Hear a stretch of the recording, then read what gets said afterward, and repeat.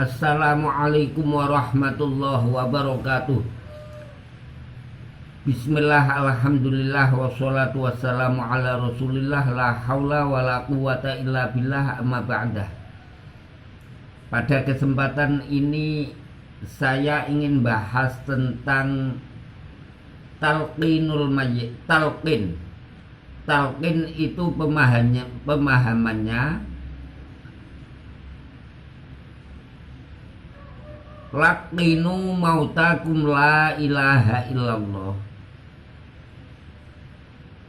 Kalau yang dimaksud hadis laqinu mautakum la ilaha illallah itu talqin untuk man hadurul maut, orang yang sedang sakaratul maut. Lah, orang yang sedang sakaratul maut itu apabila orangnya muslim maka nalkinnya la ilaha illallah. Tapi apabila saudara kita yang belum muslim nalkinnya asyhadu an la ilaha illallah wa asyhadu anna muhammadar rasulullah. Sehingga jangan sampai kamu salah paham. Kalau saudara kita yang belum muslim ditalkin apa tidak ketika mau menghadapi nazak, maka saya jawab yo harus ditalkin. Bahkan kalau di kitab I'anatul Thalibin, kalau ada harapan mau ditalkin, menerima talqin, malah wajib ditalqin. Coba kamu pelajari ngendikane dalil hadis tentang anak Yahudi yang menjadi khodamnya Rasulullah. Diriwayatkan Imam Bukhari an Anas qala kana gulamu Yahudiyin yahdimun Nabi sallallahu alaihi wasallam famarindo fa'atahu Nabi sallallahu alaihi wasallam ya'uduhu faqa'ada 'inda ra'sihi faqala lahu aslim. Islam ya nak ya. Fanazuru ila abihi wa huwa 'indahu faqala lahu ati' Abul Qasim. Kemudian anak tersebut noleh ke bapaknya sedang ada di sampingnya, menoleh, mempunyai pemahaman minta izin. Akhirnya bapaknya ngasih izin Atik Abul Qasim, silahkan mengikuti Abul Qasim, yaitu Muhammad Rasulullah Abul Qasim. Fa aslama, kemudian masuk Islam. Fa kharajan Nabi sallallahu alaihi wasallam wa huwa yaqul. Kemudian Rasulullah keluar pulang sambil berkata alhamdulillahilladzi anqadhahu minan nar. Lah, akan tetapi juga ketika meninggal dunia sudah di tajhizul janazah, sudah di Pulau Soro. Kemudian setelah dimakamkan, pada saat itu juga harus ditalqin. Saat itulah yang paling membutuhkan talqin. Coba kita fahami, kita resapi, kita bayangkan itu kita yang kita membayangkan sedang masuk alam barzah. Ketika masuk alam barzah di papa kaki siapa? Mungkar nakir. Mungkar nakir bisa berubah-ubah, kadang menakutkan, kadang menyenangkan. Loh, kalau pada saat menyenangkan enak, tapi kalau pada saat menakutkan, wah, kalau imannya tidak kuat ya wis boh. Untuk itu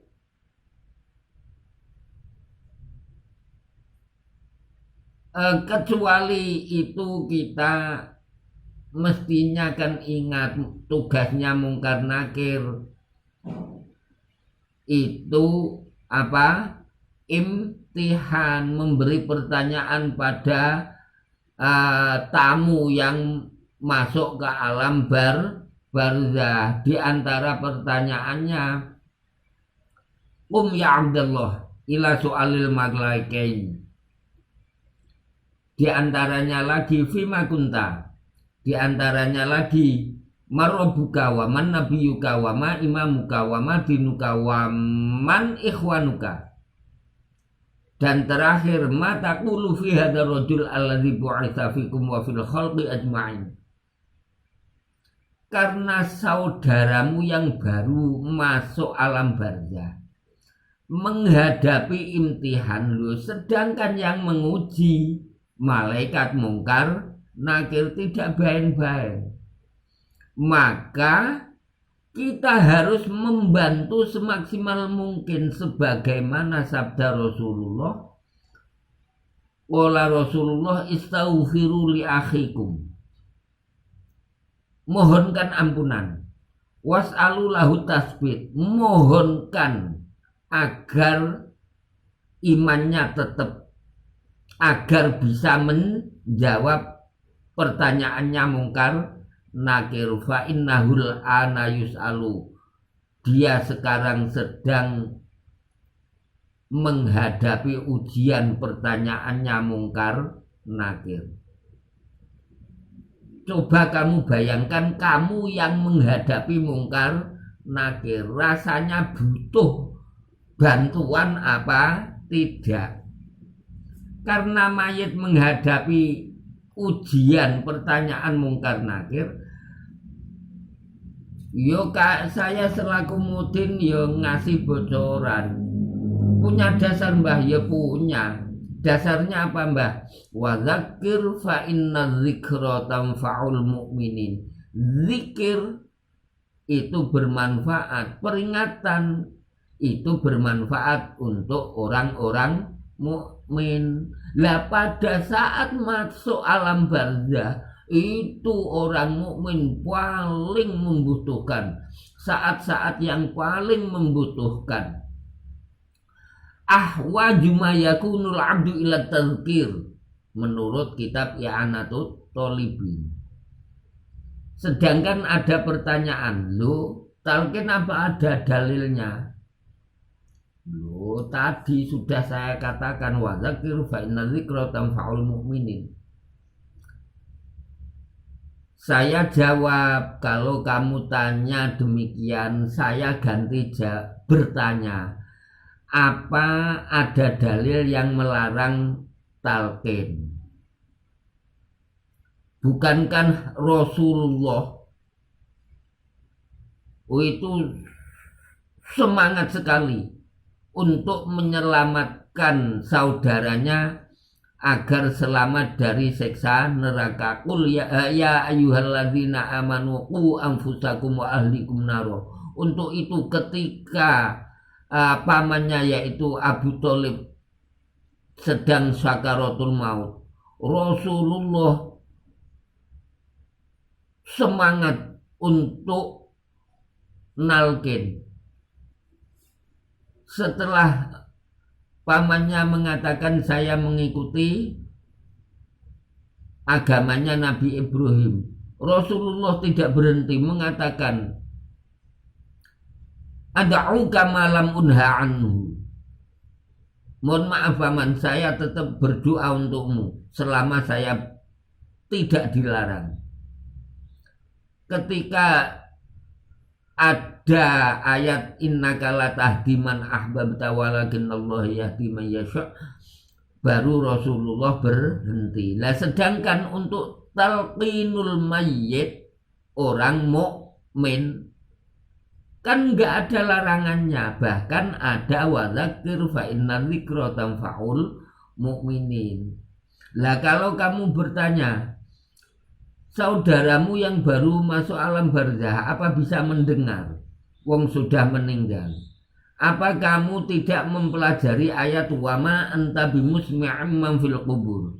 Ada ayat yang lain, innaka la tusmi'ul mauta. Maka kalau kamu tanya seperti itu, saya ganti bertanya, wa ma anta bimusmi'im man fil ardi.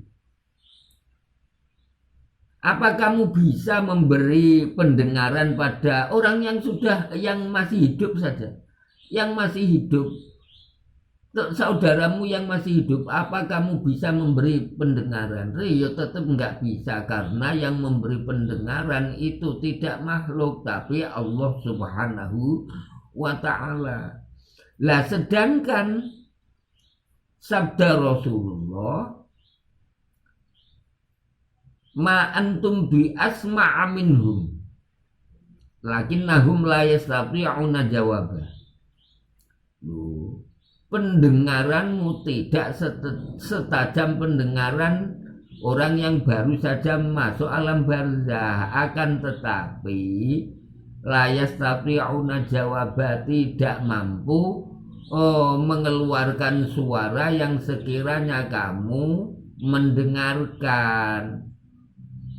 Waqala Rasulullah menambahkan, innahu yasma'u qur'ani alikum. Orang yang baru masuk alam barzah itu mendengar suara langkah kakimu. Ya, kalau itu yang kamu masalahkan. Kalau kamu memasalahkan apa ada dalilnya, saya ganti bertanya, kamu melarang apa ada dalilnya? Kalau kamu bertanya apa bisa mendengar, kamu kasih pendengaran, saya pun bertanya, lah apa kamu ya bisa mengasih pendengaran pada orang yang masih hidup, baik masih hidup maupun sudah meninggal. Itu yang ngasih pendengaran adalah Allah Subhanahu wa Ta'ala. Di antaranya lagi perlu kamu ketahui, yang saya talqin bukan jasadnya, tapi rohnya. Roh tidak meninggal dunia, jadi jangan salah paham. Makanya ketika sudah bisa menjawab, Mungkar Nakir bilangnya apa? Irji'i ila rabbiki radiyatan mardiyah fadkhuli fi ibadi wadkhuli jannati. Menggunakan dhamir muannas itu menunjukkan roh itu muannas. Jadi yang saya didik itu tidak jasadnya tapi rohnya. Makanya kamu jangan macam-macam sama saya. Saya punya murid yang berbentuk roh. Saya juga punya murid bisa mengajar jarak jauh, tidak menggunakan alat pengeras, tidak menggunakan alat ini HP dan sebagainya, tidak. Ya, saya di alam dunia, murid saya di alam barzah. Mulakno ojo macem-macem karo aku. Ya, terus yang ditalkin siapa saja? Yang ditalkin menurut keterangan kitab I'anatul Thalibin ini, yang ditalkin itu orang Islam. Yang ditalkin orang Islam. Yang non muslim tidak ditalkin. Lah orang Islam itu ditafsir, yang belum balik tidak ditalkin. Sedangkan yang mati syahid fil ma'rokah, mati syahid dunyan wa ukhron maupun mati syahid dunyan, itu ulama khilaf pendapat. Ada yang tetap mengatakan ditalkin, ada yang mengatakan tidak usah ditalkin. Lah kemudian mati syahid akhirah ya tetap ditalkin sebagaimana yang lain. Satu, itu lah pembahasan yang jarang dibahas. Talqin itu menggunakan bahasa apa yang baik? Menurut kitab I'anatut Thalibin halaman 139.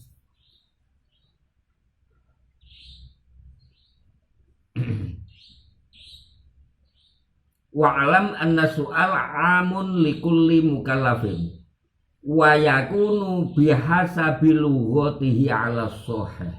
Menurut qaul shahih, nalkin itu sesuai bahasa daerahnya masing-masing. Akan tetapi ada yang berpendapat waqila as-Suryani menggunakan bahasa Suryani, tidak menggunakan bahasa Arab ya.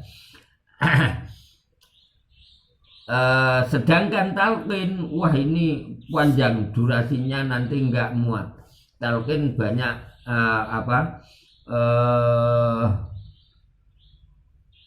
redaksinya banyak sekali, dan di pasar Nuyo banyak lah. Di sini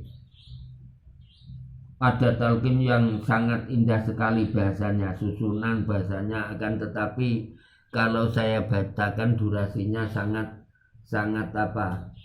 kurang memungkinkan ya. Saya berdoa semoga bermanfaat. Karena apa saya membahas talqin? Karena banyak orang yang menanyakan tentang talqin. Lah, talqin itu sangat dibutuhkan saudara kita yang baru saja masuk alam barzah. Sangat butuh sekali. Lah, sedangkan saudara kita yang tidak patek memperhatikan saudaranya yang sedang masuk alam barzah, itu urusan mereka.